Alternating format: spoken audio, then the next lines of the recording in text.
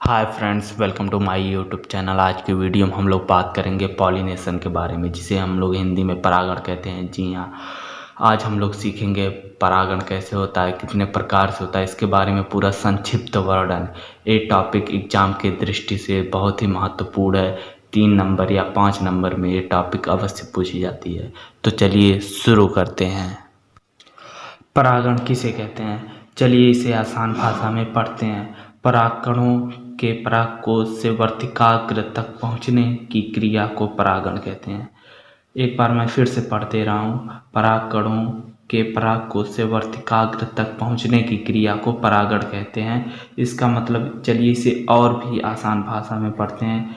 किसी पुष्प के पुंकेसर अर्थात नर भाग से उसी पुष्प के या उसी जाति के किसी अन्य पुष्प के वर्तिकाग्र तक परागकणों को पहुंचने की प्रक्रिया परागण कहलाती है। एक बार फिर से रिवाइज करते हैं। परागकणों के परागकोश से वर्तिकाग्र तक पहुंचने की क्रिया को परागण कहते हैं। इसे और भी आसान भाषा में पढ़ते हैं। किसी पुष्प के पुंकेसर अर्थात नर भाग से उसी पुष्प के या उसी जाति के किसी अन्य पुष्प के वर्तिकाग्र तक परागकणों को पहुंचने की क्रिया परागण कहलाती है। यह प्रक्रिया 2 प्रकार से होती है। पहला स्वपरागण, जिसे हम इंग्लिश में सेल्फ पॉलिनेशन और ऑटोगैमी कहते हैं। जब एक पुष्प के परागकण उसी पुष्प या उसी पादप के किसी अन्य पुष्प के वर्तिकाग्र पर पहुंचते हैं तो इस प्रक्रिया को स्वपरागण कहते हैं। चलिए एक बार फिर से पढ़ते हैं। जब एक पुष्प के परागकण उसी पुष्प या उसी पादप के किसी अन्य पुष्प के वर्तिकाग्र पर पहुंचते हैं तो इस प्रक्रिया को स्वपरागण कहते हैं। यह प्रक्रिया 2 अवस्थाओं में होती है। प्रथम अवस्था है जिसमें द्विलिंगी पुष्प के परागकण उसी पुष्प के वर्तिकाग्र पर पहुंचते हैं। जी हाँ, प्रथम अवस्था है जिसमें एक द्विलिंगी पुष्प के परागकण उसी पुष्प के वर्तिकाग्र पर पहुंचते हैं, और दूसरी अवस्था है जिसमें एक ही पादप के पुष्प एक लिंगी या तो द्विलिंगी पुष्प के परागकण उसी पादप के किसी दूसरे पुष्प मादा पुष्प या द्विलिंगी पुष्प के वर्तिकाग्र पर पहुंचते हैं। इसे हम सजातीय पुष्पीय परागण भी कहते हैं।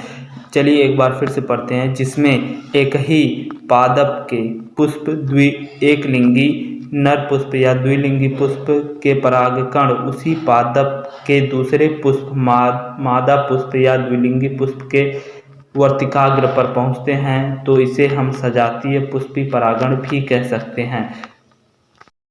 स्वपरागण हो गया। चलिए अब हम लोग परपरागण के बारे में पढ़ते हैं।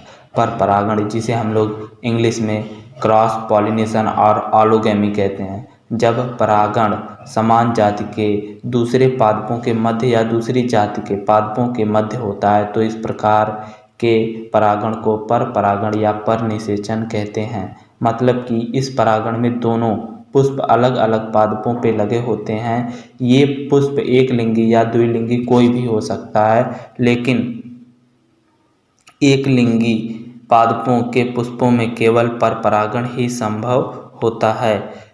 परपरागण की विधियां। पहला है वायु परागण। पुष्पों में वायु की सहायता से होने वाले परागण को हम लोग वायु परागण कहते हैं। जैसे कि गेहूं, जई, मक्का आदि में वायु परागण होता है। दूसरा जंतु परागण। पुष्पों में जंतुओं की सहायता से होने वाले परागण को हम लोग जंतु परागण कहते हैं। जैसे कि पक्षी, हाथी, मनुष्य आदि की सहायता से होने वाले परागण को हम लोग जंतु परागण कहते हैं। तीसरा हो गया जल परागण। यदि परागण जल के अंदर होता है तो इसे हम लोग अधोजल परागण कहते हैं। जी हाँ, एक बार और देखते हैं। यदि परागण जल के अंदर होता है तो इसे अधोजल परागण कहते हैं। जैसे कि समुद्री घासों में ये परागण ज़्यादातर समुद्री घासों में होता है। दूसरा हो गया, यदि परागण पानी की सतह पर होता है तो इसे हम लोग अधिजल परागण कहते हैं। जैसे वैलिस्नेरिया, हाइड्रिला आदि में अधिजल परागण होता है। एक बार फिर से हम लोग पढ़ लेते हैं। पुष्पों में वायु की सहायता से होने वाले परागण को हम लोग वायु परागण कहते हैं। जैसे कि गेहूँ, जई, मक्का आदि। दूसरा हो गया जंतु परागण। पुष्पों में जंतुओं की सहायता से होने वाले परागण को हम लोग जंतु परागण कहते हैं, जैसे कि पक्षी, हाथी, मनुष्य आदि की सहायता से होता है। तीसरा जल परागण। जल परागण देखिए 2 तरह से होता है। पहला हो गया, यदि परागण जल के अंदर होता है तो इसे हम लोग अधोजल परागण कहते हैं, जैसे कि समुद्री घास। दूसरा हो गया, यदि परागण पानी की सतह पर होता है तो इसे हम लोग अधिजल परागण कहते हैं, जैसे कि वेलिस्नेरिया, हाइड्रीला आदि में अधिजल परागण होता है। तो इसी तरह के वीडियोज के लिए हमारे चैनल को लाइक कीजिए, शेयर कीजिए, सब्सक्राइब कीजिए। धन्यवाद। मिलते हैं अगले वीडियो में।